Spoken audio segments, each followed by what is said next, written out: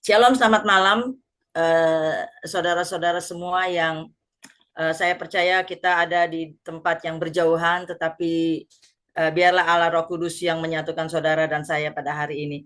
Puji Tuhan, terima kasih buat Tuhan yang masih memberi saya kesempatan untuk melayani Tuhan, dan terima kasih buat pengurus dan rekan-rekan PDPK yang masih mempercayakan saya menyampaikan firman-Nya. Kiranya malam hari ini menjadi satu kesempatan saya menjadi perwakilan Tuhan untuk menyampaikan kebenarannya yang terambil dalam Injil Yohanes pasal yang ke-14 ayat yang ke-27. Yohanes pasal yang ke-14.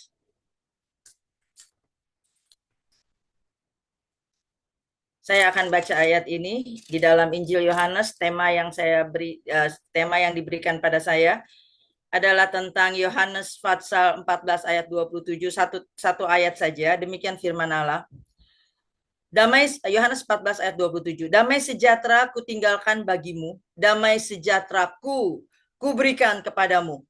Dan apa yang kuberikan tidak seperti yang diberikan oleh dunia kepadamu. Janganlah gelisah dan gentar hatimu. Puji Tuhan, saudara, malam hari ini pesan daripada Yesus sendiri kepada murid-muridnya. Ini bukan pesan saya, tetapi ini adalah pesan Tuhan yang memang disampaikan pada waktu menjelang dia harus meninggalkan dunia, dan dia menyampaikan ini kepada murid-muridnya. Dan tema pada malam hari ini yang terambil dalam Yohanes 14 ayat 27 bicara tentang kabar damai di tengah perang. Kabar damai di tengah perang, saudara. Ya, yang saya tahu dan saya pahami bahwa memang kita sudah masuk di hari yang keempat dalam bulan yang ke-12, di bulan yang terakhir dalam tahun 2025, saudara ya. Walaupun kita sudah berpindah bulan, sudah berpindah hari, minggu, bulan, sebentar lagi kita berganti tahun. Tetapi kalau kita mau jujur bahwa sebenarnya kehidupan kita masih aja ada banyak peperangan, masih ada banyak goncangan, masih ada banyak perselisihan, ada banyak penderitaan, ada banyak juga pertengkaran, bahkan banyak juga kehidupan orang-orang percaya, situasi dan kondisinya seringkali tidak sesuai dengan keinginan hati kita. Contohnya saja kasus-kasus yang sedang terjadi di, kalau saya tidak salah, di Sumatera Utara, di Sibolga, yang mengalami bencana alam. Saya berpikir begini, apakah dalam situasi seperti itu mereka bisa merasakan damai, dengan saudara ya? Kalau saya bisa sampaikan, salah satu rekan saya, ketua BPD di daerah Sumatera Utara, mereka itu sedang ada dalam perjalanan menuju satu kegiatan rapat kerja tahunan. Kalau saya di DKI ini akan rapat kerja nanti Januari. Nah, rupanya mereka itu di November. Saudara, dalam perjalanan teman saya ini yang akan menghadiri rapat kerja, itu mereka terhalang oleh banjir bandang yang mereka hadapi. Saudara tahu, sampai hari ini yang saya dengar adalah mobilnya diketemukan, tetapi orangnya tidak diketemukan. Itu dari November kalau saya tidak salah ya. Dan saya dengar dari minggu kemarin teman saya mengatakan seperti itu, dan dia katakan berdoa karena nggak ada yang menginginkan situasi seperti ini. Lalu waktu saya berpikir seperti itu, dia melayani Tuhan, dia pekerja Tuhan, bahkan dia ketua BPD, dia sedang melakukan dan melaksanakan tugasnya, saudara. Tapi di tengah perjalanan dia harus mengalami situasi yang nggak pernah diprediksikan. Segala sesuatu datang dengan begitu cepat, tiba-tiba, nggak bisa menyelamatkan diri. Mobilnya ada, tapi orangnya tidak ada. Saya tidak tahu dan belum dapat kabar orangnya ada, diketemukan meninggal atau tidak, saya tidak tahu. Tetapi kami tetap berdoa supaya kehendak Tuhan yang terbaik pasti akan terjadi atas mereka dan keluarganya. Ini salah satu contoh bahwa walaupun ada banyak perubahan terjadi berganti-ganti, tetapi sebenarnya peperangan, goncangan, penderitaan itu nggak lepas dari hidup saudara dan saya sebenarnya. Kalau tema ini datang buat saudara, dan Yesus tahu persis, saudara, mungkin gini, mungkin konflik yang kita hadapi, peperangan yang kita hadapi, bukan seperti Israel melawan Irak atau Hamas atau negara-negara Arab, mungkin kita nggak angkat senjata seperti mereka. Tapi bisa jadi peperangan kita adalah konflik yang selalu kita nggak bisa hindari. Entah itu kesehatan kita yang semakin menurun, entah keuangan kita yang tidak ada perubahan, atau mungkin pekerjaan kita yang banyak sekali tekanannya, bahkan mungkin konflik dalam batin kita. Kita memang tidak berperang angkat senjata sana sini, saudara. Tetapi bisa jadi peperangan kita adalah perjuangan hidup kita sampai hari ini belum selesai. Bahkan bisa jadi luka batin dalam hati kita juga belum sembuh gitu loh. Dan yang pasti lagi masa depan kita ini loh, kita juga belum tahu nih bagaimana masa depan anak-anak kita, bagaimana masa depan kita sendiri, masalah keluarga yang kita hadapi. Itu kan konflik sebenarnya. Itu yang kita hadapi hari-hari ini. Sementara kita sudah masuk dalam bulan Desember yang dikatakan bulan damai sejahtera. Tapi kalau kasusnya, situasinya terjadi seperti di Sumatera Utara, bulan Desember itu apa menjadi bulan damai? Kemarin saya pelayanan di pas 1 Desember, kita semua dress code-nya biru, saudara ya. Jadi Blue Christmas ya. Pendeta itu mengatakan sebenarnya Blue Christmas itu bicara tentang situasi yang galau gitu ya. Blue itu bukan sesuatu yang terang cerah, enggak. Bicara sesuatu yang galau ya, sesuatu yang sepertinya kurang menyenangkan. Apapun itu buat saya, bulan ini adalah bulan yang seperti Yesus sampaikan, dan dia tahu persis saudara waktu dia menyampaikan pesan ini kepada murid-muridnya. Yesus tahu bahwa murid-muridnya juga waktu dia pergi akan mengalami namanya peperangan, akan mengalami goncangan, iya. Akan mengalami penderitaan, iya. Akan mengalami namanya tekanan, iya. Dan Yesus tahu pada waktu dia akan pergi, makanya dia memberikan satu pesan yang luar biasa. Tapi pesan Yesus ini merupakan pesan yang bukan sekedar lip service gitu loh. Bukan sebuah kalimat untuk menghibur gitu loh. Sekedar menghibur tapi nggak nyata. Untuk menguatkan tapi nggak kelihatan gitu. Untuk menenangkan tapi sebenarnya cuma basa-basi doang. Kata-kata Tuhan itu nggak pernah seperti itu. Waktu dia katakan kalimat ini menjadi kalimat yang luar biasa. Yesus memberikan satu pesan. Sesuatu yang Yesus katakan itu menunjukkan bahwa dia tahu persis bahwa umatnya, murid-muridnya akan mengalami apa yang namanya goncangan, apa yang namanya peperangan, penderitaan, itu pasti mereka alami. Makanya Yesus mengatakan hal ini, dan dia juga menyampaikan sesuatu yang luar biasa. Saudara perhatikan tadi ayat yang dibaca, itu pesan Yesus. Kalimatnya itu bukan titipan pesan kepada murid-muridnya, tapi itu pesan sesuatu yang dia mengatakan, damai sejahtera ku tinggalkan bagimu. Damai sejahteraku ku berikan kepadamu. Dan apa yang aku berikan itu tidak seperti yang dunia berikan kepada kita. Janganlah gelisah dan gentar hatimu. Saudara, kalimat janganlah gelisah dan gentar aja itu sudah menjadikan satu clue buat kita sebenarnya, dan juga buat murid-muridnya. Kalau Yesus bilang, Yesus mengatakan janganlah gelisah dan gentar, itu kan berarti ada sesuatu yang harus mereka alami. Makanya Yesus bilang jangan gelisah, jangan gentar. Berarti akan ada sesuatu. Kebenaran apa yang kita dapat dari tema ini? Kebenaran apa yang kita dapat ketika kita mendengar kabar damai di tengah perang? Yesus mengatakan dengan jelas pesan ini diambil sebagai tema kita, kabar damai di tengah perang. Lalu sesuai dengan yang Yesus katakan, damai sejahteraku ku berikan, damai sejahteraku ku tinggalkan. Jangan gelisah hatimu. Itu kan sesuatu yang menunjukkan bahwa kebenaran ini menunjukkan, saya berkali-kali mikir maksudnya apa ya Tuhan, ketika Tuhan, saya mengerti Tuhan tulis, Tuhan sampaikan pesan ini karena Tuhan tahu murid-muridnya akan mengalami ini.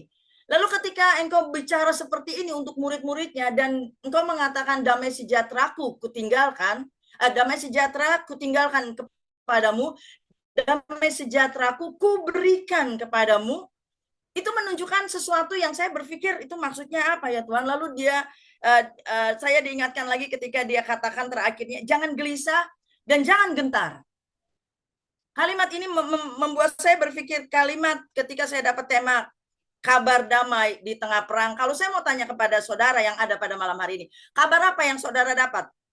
Kabar damai apa yang saudara dapat pada bulan ini? Masuk dalam bulan Desember, kabar apa?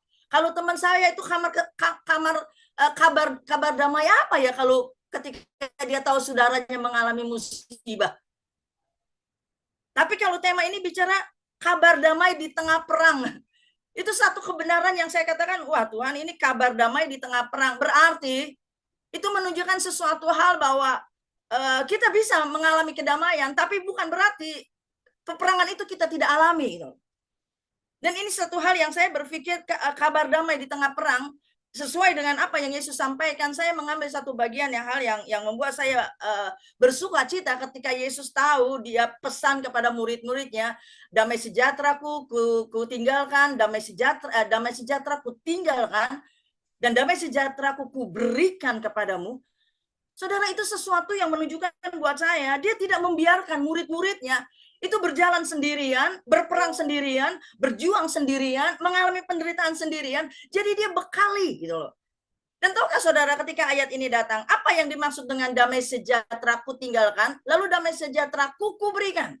Yang menonjol buat saya adalah ketika kalimat ini datang, damai sejahtera, kabar damai apa yang saya dapat pada bulan-bulan ini, dalam situasi ini, lalu ketika Yesus sampaikan ini, kabar damai apa? Kabar damai yang saya dapatkan sesuai dengan tema ini dari ayat ini adalah kabar di mana bahwa Yesus nggak pernah meninggalkan umatnya, saudara dan saya, murid-muridnya, berjalan sendiri, berjuang sendiri, lalu mengalami penderitaan sendiri, menanggung semua yang tidak enak sendiri, nggak pernah. Itu sebabnya dia katakan, aku tinggalkan damai sejahtera, dan aku berikan damai sejahteraku. Saudara pernah berpikir damai sejahteraku itu damainya siapa? Pernah gak? Sebab ini ada dua damai sejahtera yang saya melihat. Damai sejahtera ku tinggalkan bagimu, lalu ditekankan lagi damai sejahteraku. Kabar damai apa yang saya dapat? Kabar damai buat saya pada bulan ini sesuai tema adalah kabar di mana saya tahu persis bahwa walaupun Yesus tidak ada dalam dunia ini, tapi dia tidak pernah meninggalkan saudara dan saya, umatnya sendiri.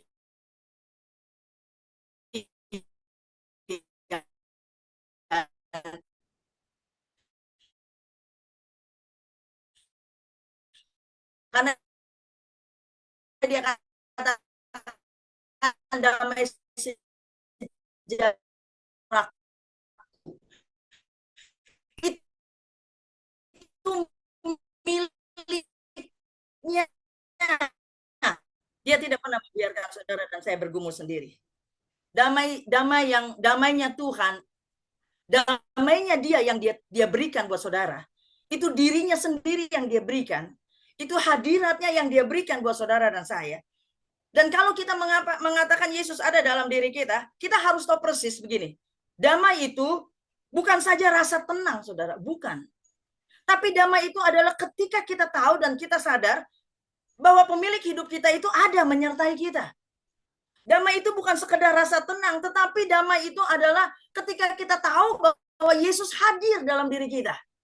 Ada banyak contoh yang saudara bisa lihat, ada banyak orang-orang lebih parah mengalami segala sesuatu yang tidak enak, baik itu dari perjanjian lama sampai perjanjian baru, dari para nabi, imam, rasul, bapak gereja, bahkan mungkin saudara juga mengalami.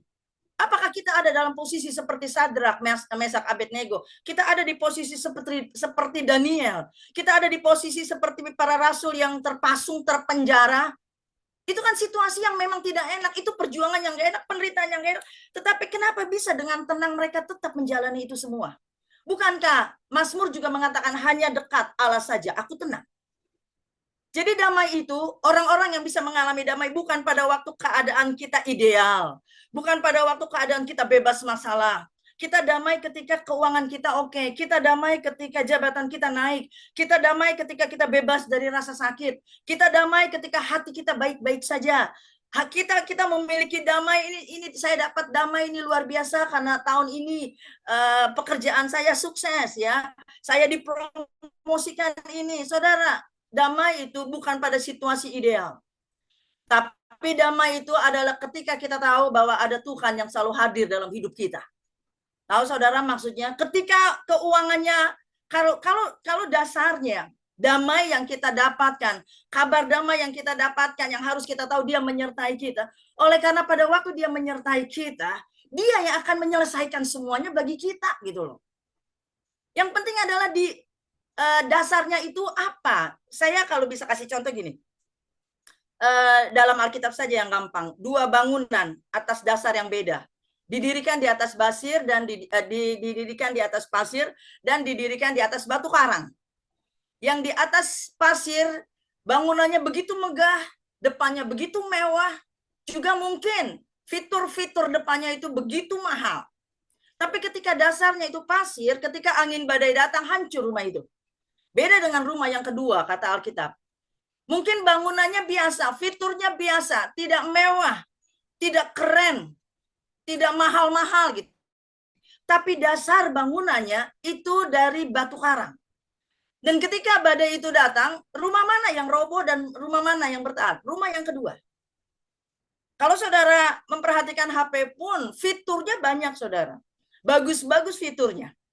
Tapi tetaplah fitur akan menjadi fitur, casing akan tetap jadi casing, depannya menjadi sesuatu yang bagus, tapi tidak berfungsi, tidak nyala kalau tidak ada sinyal, tidak ada kuota, tidak terhubung, dan segala sesuatu yang dalam itu yang penting. Makanya firman Tuhan kalau saya bisa dapat, ketika Yesus katakan jangan gelisah hatimu, jangan gentar hatimu, damai sejahteraku ku berikan, yang dia punya dia berikan, maksudnya dirinya dia berikan. Dengan kata lain, hadirat Allah itu yang membuat saudara dan saya bisa mengalami ketenangan walaupun ada di tengah badai. Walaupun ada dalam situasi perang, bisa kita tetap merasakan damai. Kan intinya gitu. Kabar damai yang kita bisa dapat adalah satu hal yang tidak bisa diganggu-gugat. Tuhan itu Immanuel buat saudara dan saya. Dia adalah Allah yang setia menyertai. Saudara masih muda, saudara dari rahim, atau sekarang kita sudah ubanan, dia tidak pernah mengingkari kesetiaannya buat saudara dan saya. Dia adalah Allah Immanuel, dia adalah Allah yang tidak pernah meninggalkan saudara dan saya. Itu kan kabar baik, itu kan good news, itu kan kabar damai yang luar biasa. Kenapa? Karena sumber damai itu ada dalam hati kita. Kabar damai apa yang kita mau dengar, saudara, hari gini? Suksesnya pelayanan kita, suksesnya usaha kita, apa itu bisa menggantikan kehadiran Allah yang hebat dalam diri kita? Saya senang dengan kalimat ini. Kabar damai di tengah perang. Itu dengan kata lain, hidup kita tidak pernah luput dari peperangan dan perjuangan. Tetapi hidup kita juga tidak pernah ditinggalkan karena kita berjalan bersama Tuhan, pemilik hidup saudara dan saya, sebagai sumber damai yang selalu mengelindungi saudara, mengcover saudara. Nggak heran para nabi rasul walaupun mengalami penganiayaan tetap tenang dalam jalan Tuhan. Kenapa? Karena dia tahu ada Tuhan dalam diri dia. Saya berharap bulan-bulan ini apapun yang kita dengar, mari kita harus tahu dan fokuskan bahwa saya nggak pernah berjalan sendirian. Saya nggak pernah dibiarkan bergumul sendiri. Mungkin samping kanan kiri kita tidak bisa berharap mereka menopang. Sama seperti Hana, dia tidak bisa berharap untuk Imam Eli mengerti dia. Dia nggak bisa berharap bahwa seorang imam memahami dia. Bahkan bisa dikatakan dia dijudge sebagai perempuan mabuk. Nggak ada yang bisa mengerti kita seperti dia. Nggak ada yang bisa memberi damai begitu luar biasa seperti sumber itu ada dalam diri kita. Dan itu yang membuat saudara dan saya harus menyadari bahwa kabar damai yang luar biasa di tengah peperangan kita. Itu adalah ketika kita tahu bahwa kita tidak pernah dibiarkan Tuhan berjalan sendiri. Kita nggak pernah dibiarkan Tuhan berjuang sendiri. Kita tidak pernah. Karena kita tahu bahwa dia adalah sumber damai yang mengendalikan segala sesuatu aspek hidup kita. Kehadirannya itu cukup buat kita bisa tenang dalam situasi yang tidak tenang. Ketika dia meredakan badai, bukan berarti waktu Yesus hadir dalam perahu itu tidak ada badai, ada badai. Tapi pada waktu Yesus hadir, dia yang membuat segalanya tenang. Pada waktu Yesus hadir, dia yang menyelesaikan masalah murid-muridnya. Apa kurangnya 3 tahun bersama Yesus dengan mata kepala sendiri melihat mujizat. Tapi ketika badai itu datang, ketika perahu itu mulai masuk air, ketika goncangan itu datang dan mereka mengatakan, Guru, engkau nggak peduli kalau aku binasa. Guru, engkau nggak peduli. Masa si Tuhan nggak peduli? Dia tidur kan, saudara? Ngerti maksudnya? Dalam situasi seperti itu yang namanya murid-murid 3 tahun cukup berjalan bersama Tuhan, masih tetap takut dengan badai. Nggak lepas dari badai. Tapi selama pemilik hidup itu, selama sumber damai itu ada di tengah-tengah mereka, bukan dia juga yang meredakan damai itu dan membuat mereka tenang. Kalau dia tidak meredakan badai itu, ya dia pasti akan buat murid-muridnya tenang.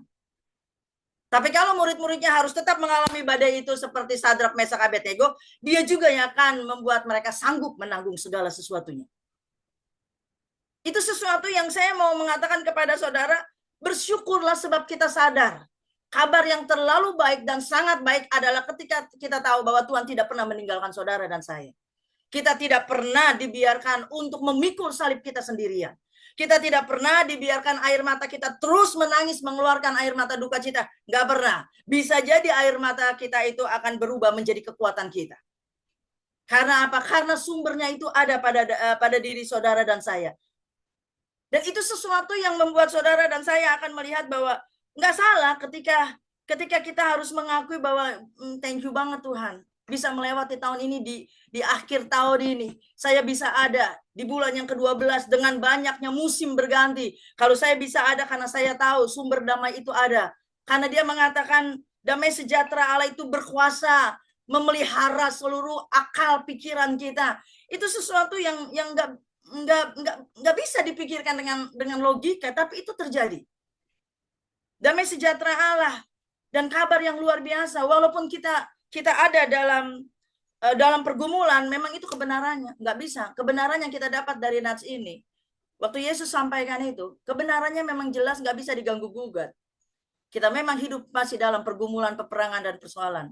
Tetapi kita harus yakin bahwa kehidupan kita tidak akan pernah berjalan sendirian dan menanggung semuanya sendirian. Tuhan adalah pribadi yang sangat setia untuk menopang saudara dan saya. Makanya kenapa perlu dasar? Kenapa perlu dalam? Kenapa kita harus yakin bahwa bukan depan yang dipercantik, tapi dalam? Kenapa harus dia yang menjadi sumber? Ya karena memang dia yang berkuasa gitu loh saudara. Kan satu kebanggaan ketika kita tahu kita nggak pernah dibiarkan berjalan sendiri. Satu kebanggaan ketika kita tahu ketika masalah kita belum selesai, kita bisa tenang. Ketika pergumulan kita belum selesai, kita bisa tenang. Ketika sakit penyakit kita belum disembuhkan, tapi kita bisa mengucap syukur. Itu karena apa? Oleh karena sumbernya itu ada dalam diri saudara dan saya. Damai sejahtera Tuhan. Dia mengatakan gini, kalau nanti saudara buka dalam Mazmur pasal yang ke-46, saya hanya mau katakan gini. Kota Sion, tempat kediaman Allah yang maha tinggi, tidak bergoncang, walaupun sungai-sungai, laut bergelora. Nanti saudara bisa baca, saya akan coba baca dengan cepat gini saudara ya. Ayat 5 dalam Mazmur 46 gini. Kota Allah, kediaman yang maha tinggi, disukakan oleh aliran-aliran sebuah sungai. Ayat 6-nya begini. Allah ada di dalamnya. Kota itu tidak akan goncang. Allah akan menolongnya menjelang pagi. Itu Allah. Itu sumber. Kenapa makanya dia bilang damai sejahtera ku berikan. Itu pesan yang saudara dan saya harusnya tangkap. Dan itu harus menjadi kekuatan kita. Itu kabar baik yang luar biasa, itu kabar damai yang luar biasa. Kenapa? Itu menunjukkan bahwa saudara dan saya nggak pernah dibiarkan sedih. Ribuan tahun dia sudah pergi meninggalkan dunia, tapi Roh Kudusnya, sumbernya, itu diberikan buat saudara dan saya karena ini. Karena ini, kota tempat kediaman Allah nggak pernah digoncangkan dan tidak pernah tergoncang. Saudara tergoncang? Saya tergoncang. Dengan situasi seperti ini, kalaupun tergoncang sebentar, percayalah, kita tidak akan pernah kelempar. Karena ada sumber yang menjaga saudara dan saya. Sama seperti para murid yang harus menghadapi badai, toh mereka juga tidak tenggelam, karena sumber itu ada di situ. Damai bukan tanpa masalah atau damai bukan tanpa peperangan. Kabar yang kita dapat dia bersama saudara, kabar yang kita dapat sebagai kabar damai. Kita memang tidak luput daripada peperangan. Tetapi damai itu bukan berarti kita dikuasai oleh rasa takut. Kita harus tahu bahwa damai itu yang kita dapat dari Tuhan. Kabar damai yang kita dapat dari Tuhan. Selain dia menyertai. Selain kita tidak luput dari masalah. Itu juga menunjukkan bahwa kita tidak dikuasai oleh rasa takut. Ada yang takut saat-saat ini. Takut tidak sukses, takut begini, saudara, ketika sumber Allah Israel itu berdiam dalam diri kita.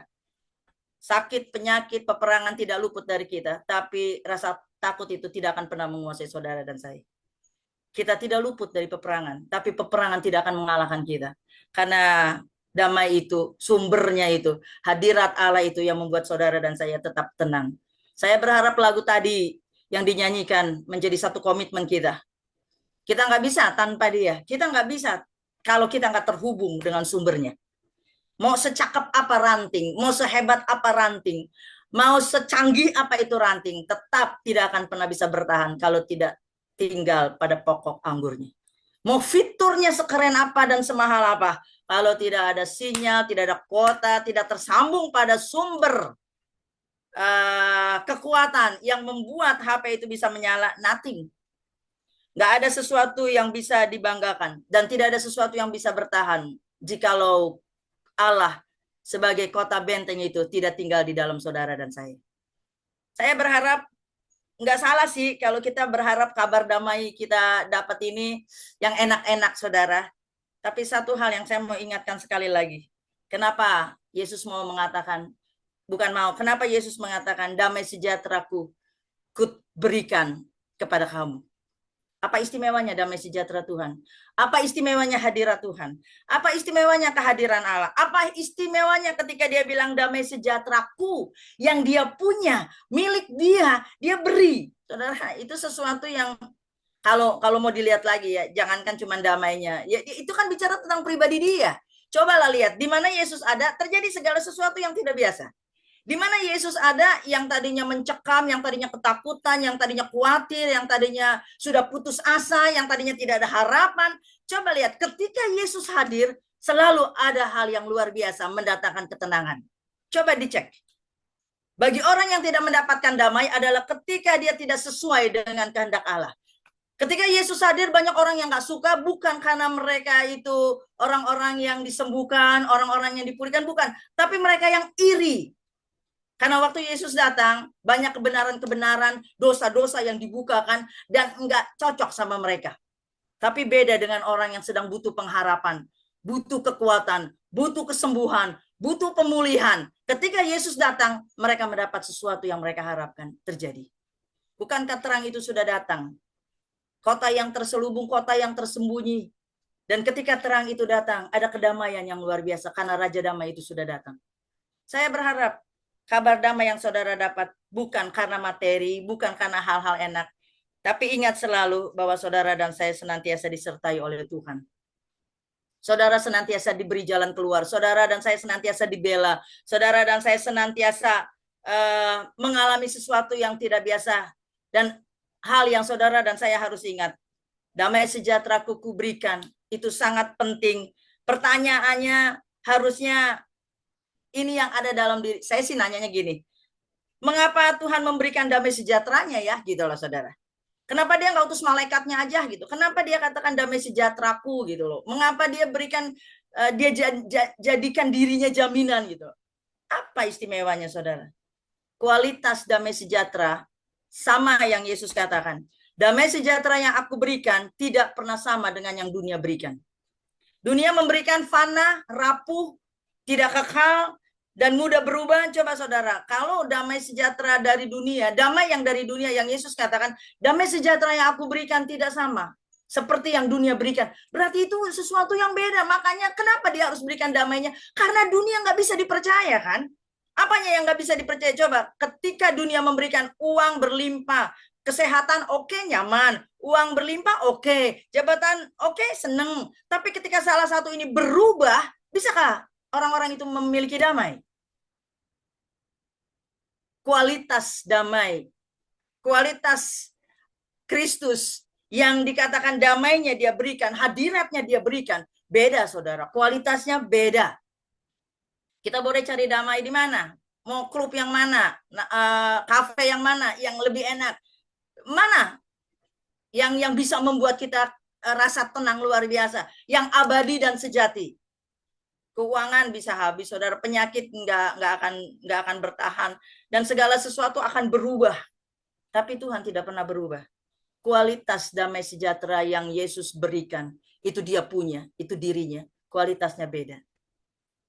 Kualitas dunia punya rapuh, depannya bagus, tapi dalamnya bobrok. Tapi yang Yesus punya, yang dia punya, tidak damai yang kita dapatkan tidak menunggu situasi, kondisi kita ideal. Damai kita akan bisa alami. Walaupun perang, pergumulan masih bergejolak, masalah belum selesai, damai itu masih kita bisa dapat kok. Kita bisa alami. Karena damai yang Yesus berikan, dirinya, hadiratnya, itu nggak tergantung situasi dan kondisi. Tidak. Tadi saya sudah sampaikan itu para nabi, para rasul, kondisi mereka parah, nggak mempengaruhi damai mereka. Karena dalamnya terlalu kuat. Saya berharap kita sudah ikuti setiap minggu, setiap bulan ibadah firman Tuhan, saudara. Kiranya itu membuat saudara dan saya semakin menyadari kabar terbaik yang kita dapat pada bulan ini. Kabar damai yang luar biasa. Tuhan gak pernah membuat saya sendirian. Tuhan memang mengizinkan peperangan. Tapi peperangan itu, pergumulan itu memang harus kami hadapi. Tetapi damai itu, hadirat itu, Allah sendiri yang berdiam dalam diri saya. Itu akan selalu ada. Tidak karena kondisi kita baik-baik saja. Sekalipun di tengah sakit penyakit. Sekalipun di tengah penderitaan. Sekalipun kita masih ada dalam pergumulan yang belum selesai, kita masih bisa tenang dan masih bisa bertahan. Kalau boleh saya tanya jujur, adakah di antara saudara yang masih hidup dalam pergumulan? Kita bisa katakan, masih kok Bu, betul kan? Emang sudah langgang-langgang saja? Belum kan? Tapi bisa bertahan nggak? Bisa stay sampai hari ini? Itu kenapa? Bukankah karena ada damai sejahtera Kristus yang dia berikan buat saudara? Ada dia dalam diri kita yang membuat kita mampu. Disakiti nggak ngelawan, saudara ya. Dizolimi nggak balas, saudara ya. Diperlakukan tidak adil juga nggak membalas, saudara. Masih belum sampai pergumulan belum selesai, masih terus melayani, masih terus bekerja. Bukankah itu karena Tuhan yang ajaib ada dalam hidup saudara? Kita masih bisa berharap kan sampai hari ini. Saya kalau mau bertanya, masihkah kita menjadi orang-orang yang berharap walaupun sebenarnya jalanan kita masih gelap, nggak tahu seperti apa. Bisakah kita seperti Abraham, sekalipun tidak ada dasar untuk berharap, dia tetap berharap. Di dalam Roma mengatakan, Roma mengatakan Abraham itu dikatakan sebagai bapak orang beriman karena kalimatnya itu luar biasa. Tidak ada dasar untuk berharap, tapi dia tetap berharap. Bisakah saudara punya seperti ini? Kenapa Abraham seperti itu? Kenapa bisa kalimat itu ada? Tidak ada dasar untuk berharap. Mana mungkin dia punya anak? Mana mungkin dia Sarah melahirkan usia sudah gitu? Nggak ada dasarnya. Tapi dia tetap berharap. Nggak ngaruh tuh, nggak punya anak seumur gitu. Damainya nggak ngaruh. Tidak ada dasar untuk berharap, tapi dia berharap. Bisakah kita menjalani itu? Kita tetap bisa berharap. Sekalipun jalan di depan kita masih gelap. Bukankah kita berjalan bukan karena melihat, tapi karena percaya. Kabar Natal atau kabar damai sejahtera yang Tuhan berikan buat saudara. Di tengah situasi konflik seperti apapun, kita harus tahu bahwa Tuhan tidak akan pernah membuat saudara berjalan tanpa arah. Dia akan selalu memberikan saudara dan saya jalan yang terbaik. Dia pasti akan membela, dia akan memberikan jalan keluar, dia pasti akan memberikan kekuatan. Kenapa kita harus yakin seperti ini? Karena yang memberikan damainya, yang menjadikan dirinya jaminan, itu adalah Allah yang tidak pernah ingkar dalam janjinya. Kenapa saya harus aminkan kalimat yang Yesus katakan, damai sejahtera ku berikan? Kenapa saya harus percaya, nggak perlu gelisah, nggak perlu khawatir, nggak perlu gentar. Kenapa? Karena yang menyertai saya itu Allah yang terlalu berkuasa. Allah yang terlalu ajaib. Allah yang terlalu maha hebat. Saya berharap kita bukan bisanya ngomong, tapi kita ngalami. Yang menyertai kita itu luar biasa. Damai di sana-sini boleh. Damai di sana-sini kelihatannya oke ketika semuanya baik-baik saja. Tapi ketika kita menghadapi pergumulan, masihkah ada damai? Harusnya ada. Kenapa? Karena sumber itu ada pada kita. Dia akan menyelesaikan tepat pada waktunya, dia akan meredakan, dan itu bisa kita alami. Damai itu bisa kita alami. Damai itu bukan sekedar rasa tenang, tapi damai itu adalah ketika Yesus hadir dalam diri kita. Damai itu bukan sekedar rasa tenang, tapi damai itu adalah ketika kita hidup selaras dengan kehendaknya. Coba cek. Waktu kita hidup menyimpang dari kehendak Tuhan, bisakah kita damai? Waktu kita hidup nipu-nipu sana-sini, bisakah kita hidup damai? Yang praktis saja. Damai bukan sekedar rasa tenang, tapi damai, kabar yang kita harus terima dari Tuhan, kedamaian dari Tuhan. Kita bisa merasakan damai sejahtera Kristus. Bukan menunjukkan, oh saya tenang ketika baik. Bukan. Tapi pada waktu kita hidup seturut, selaras dengan ketetapannya. Coba nyimpang, ada damai? Enggak, seperti Daud. Udah gelisah. Coba menyimpang. Seperti murid-murid. Coba buang air sana, usaha sendiri. Gerak sono, gerak sini. Mulai takut tenggelam. Padahal Tuhan cuma pengen apa? Percaya. Kamu kurang percaya dan kamu takut. Coba kalau kita nurut kata Tuhan. Coba kalau kita ikuti semua ketetapan Tuhan, saya percaya. Walaupun kita ada dalam pergumulan, peperangan, damai itu tidak akan pernah hilang. Kenapa? Karena dia yang mengcover saudara dan saya. Toh dia yang meneduhkan badai, dia juga yang membuat segala sesuatunya selesai, bukan kita. Saya mau menyampaikan satu kalimat yang terakhir. Kehadirannya tidak pernah menghilangkan perang. Damai sejahteranya yang diberikan buat saudara dan saya tidak akan pernah menghilangkan pergumulan, tidak akan pernah menghilangkan penderitaan, tidak akan pernah menghilangkan pergumulan saudara dan saya. Tetapi kehadirannya memberikan saudara dan saya kekuatan dan kemenangan dari setiap peperangan. Amin. Kehadiran Tuhan akan selalu membuat saudara tampil sebagai pemenang. Karena dia yang akan membuat saudara tetap bergantung pada dia. Jangan ganti yang lain. Kabar damai yang kita dapatkan di tengah pergumulan hidup kita, situasi yang nggak enak, tetaplah bisa tenang, tetaplah bisa berharap. Walaupun kelihatannya gelap, kelihatannya tidak ada jalan keluar, dia pasti buka jalan. Sekalipun di padang gurun yang tidak mungkin dibuat orang jalan, tidak ada sungai, dia bisa buat. Kiranya firman Tuhan malam hari ini akan membuat saudara dan saya mendapat kabar damai yang akan membuat kita tidak give up, tidak putus asa, tidak mundur. Tapi kita menjadi orang-orang yang akan selalu percaya bahwa saya ada berjalan bersama dia. Saya memang harus mengalami ini, tapi saya tidak pernah dibiarkan sendiri. Saya memang harus masuk ini, tapi saya tidak pernah dibiarkan sendiri. Dan saya tahu bahwa ada dia dalam diri saya yang akan membuat saya melihat bagaimana saya cakap menanggungnya. Karena setiap kota di mana Allahnya berdiam, kota itu tidak akan pernah digoncangkan. Untuk tidak tergoncang, mari seperti lagu tadi, jagalah hubungan kita dengan Tuhan. Nggak cukup mempercantik fitur, nggak cukup mempercantik depan-depannya, tapi biarlah kita akan memperdalam kedekatan kita kepada sumber itu. Sehingga sekalipun dunia berguncang, kota-kota akan mengalami sesuatu yang sulit, tapi orang-orang yang mengandalkan Tuhan akan diberkati. Tuhan memberkati saudara dan